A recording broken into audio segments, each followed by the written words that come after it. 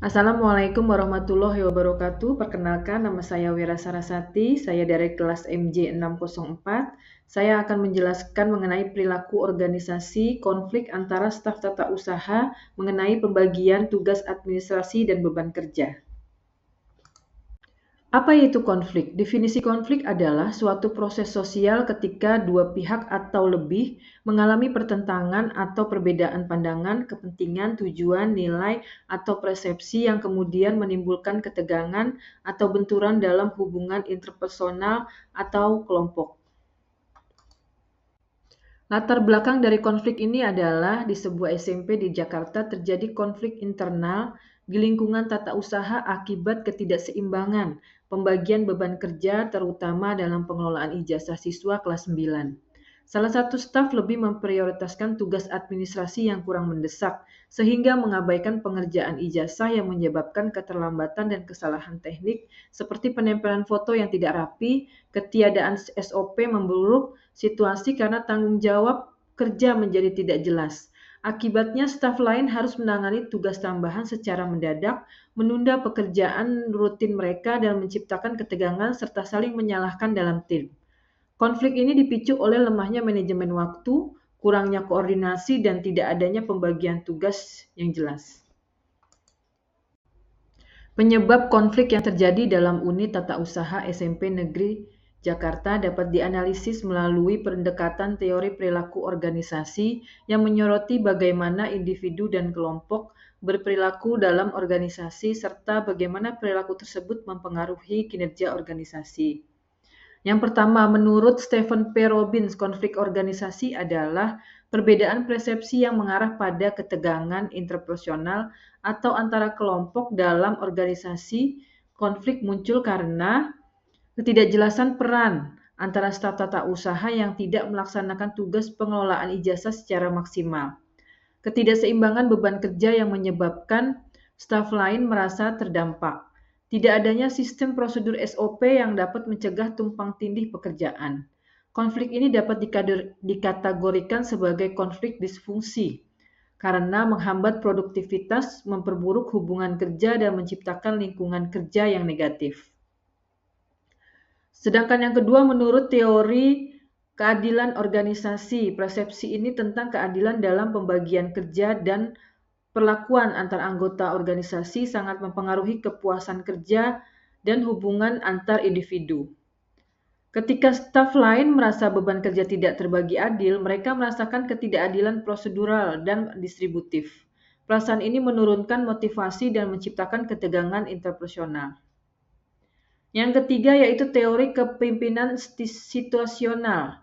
Dalam konflik ini, kepemimpinan yang kurang tanggap terhadap situasi dan beban kerja anggota tim memperburuk keadaan.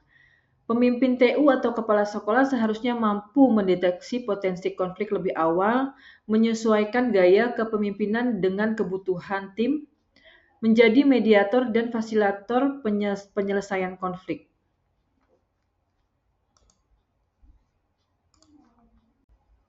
Dampak pada konflik ini yaitu yang pertama, terganggunya proses administrasi sekolah.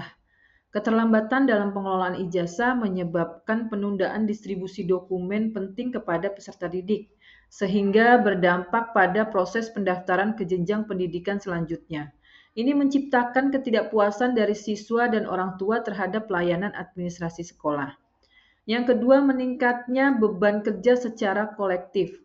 Karena staf yang bertanggung jawab tidak menyelesaikan tugas tepat waktu, staf lain harus membantu menyelesaikan pekerjaan tersebut secara mendadak.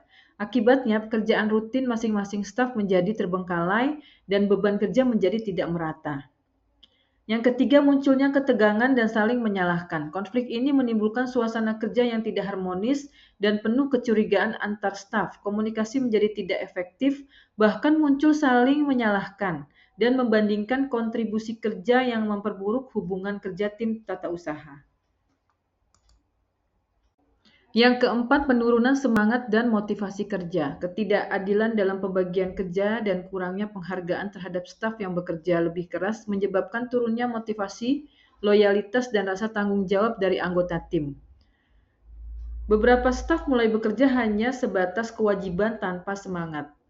Yang kelima, menurunnya reputasi tata usaha dan sekolah. Ketidakmampuan dalam menyelesaikan tugas administrasi secara profesional mencoreng citra bagian tata usaha dan sekolah secara keseluruhan.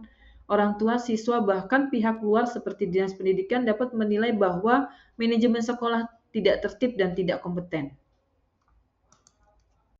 Yang keenam yaitu tidak efektifnya kinerja tim. Akibatnya konflik dan ketegangan, kolaborasi antar staf menjadi lemah. Staf cenderung bekerja secara individual, menghindari komunikasi dan tidak mau membantu jika bukan tugasnya. Hal ini menyebabkan produktivitas tim secara keseluruhan menurun. Yang ketujuh, tekanan psikologi bagi staf. Beberapa staf mengalami stres kerja, kelelahan mental, dan tekanan emosional karena harus bekerja di bawah situasi konflik. Hal ini berpotensi menimbulkan burnout dan memperburuk kualitas pelayanan administrasi sekolah.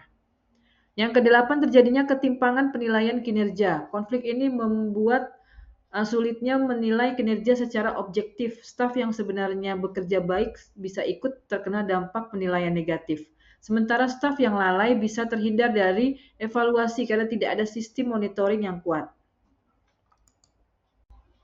Untuk teknik penyelesaian konflik, pendekatan proaktif, yaitu melalui komunikasi efektif, negosiasi, dan mediasi. Sedangkan langkah proaktifnya yaitu mendengarkan, berdiskusi, dan mencari solusi bersama.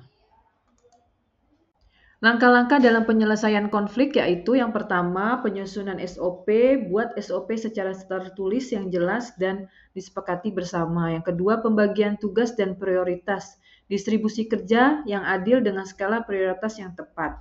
Yang ketiga, koordinasi dan komunikasi, membuat rapat rutin dan grup komunikasi internal. Yang keempat, yaitu pendekatan kolaboratif, gunakan diskusi terbuka dan mediasi, bukan saling menyalahkan. Yang kelima, evaluasi dan tindak lanjut. Penilaian berkala terhadap kinerja dan kepatuhan SOP. Yang keenam, pelatihan soft skill, manajemen waktu, etika kerja, dan kerja sama tim. Yang ketujuh yaitu kepemimpinan aktif. Kepala TU atau kepala sekolah memberikan arahan pemantauan sebagai teladan. Yang kedelapan yaitu budaya kerja positif. Bangun kerjasama, apresiasi, dan kegiatan tim yang mendukung. Kesalahan umum dalam penyelesaian konflik adalah yang pertama, mengabaikan emosi. Mengesampingkan perasaan pihak yang terlibat dapat memperburuk konflik. Emosi yang tidak diakui bisa menumpuk dan meledak di kemudian hari. Yang kedua, pendekatan agresif. Menyelesaikan konflik dengan marah, menyalahkan atau intimidasi hanya akan menambahkan ketegangan, bukan menyelesaikan masalah. Yang ketiga, solusi sepihak. Keputusan tanpa melibatkan semua pihak dapat menimbulkan ketidakpuasan dan konflik baru karena dianggap tidak adil. Jadi, kesimpulannya adalah ketidakjelasan pembagian tugas, ketiadaan SOP, dan lemahnya manajemen waktu dapat menimbulkan dampak yang serius terhadap kerja organisasi. Kasus keterlambatan pengelolaan ijazah dan kesalahan teknis dalam penempelan foto menjadi pemicu utama munculnya ketegangan antar staf. Situasi ini diperburuk oleh beban kerja yang tidak seimbang dan kurangnya koordinasi, sehingga memicu perasaan tidak adil dan munculnya saling menyalahkan. Konflik tersebut bukan hanya berdampak pada keterlambatan pelayanan administrasi kepada siswa, tapi juga menyebabkan tekanan kerja yang tinggi, penurunan semangat tim, sehingga rusaknya suasana kerja.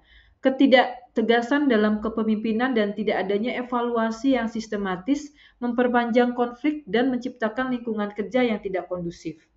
Untuk itu, penyelesaian konflik tidak cukup hanya bersifat sementara atau individual. Diperlakukan penanganan yang menyeluruh dan berkelanjutan.